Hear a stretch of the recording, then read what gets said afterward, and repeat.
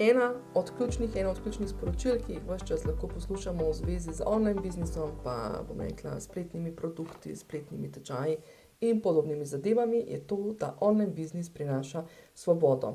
Časovno in finančno svobodo in je super truper in vse fajn in do 6-mestnih številk pridemo v enem mesecu ali pa vsaj v 3.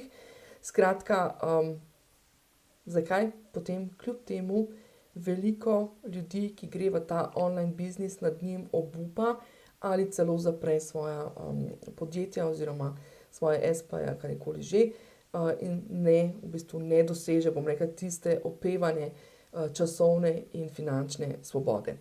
Zdaj, v ozadju so seveda lahko različni vzroki od, bom rekla, nekih čisto osebnostnih razlogov do nekih bolj psiholoških in tako naprej, tako da v te se ne bom spuščala, ampak se bom osredotočila v temle e-predavanju na 2 zadevi, in sicer 2 zadevi, ki sta vidni majčkeno bolj od zunaj. Skratka, tisto, kar lahko vsi skupaj opazimo oziroma kar se da urediti, bom rekla, z nekimi čisto preprostimi orodji in piljenjem veščin.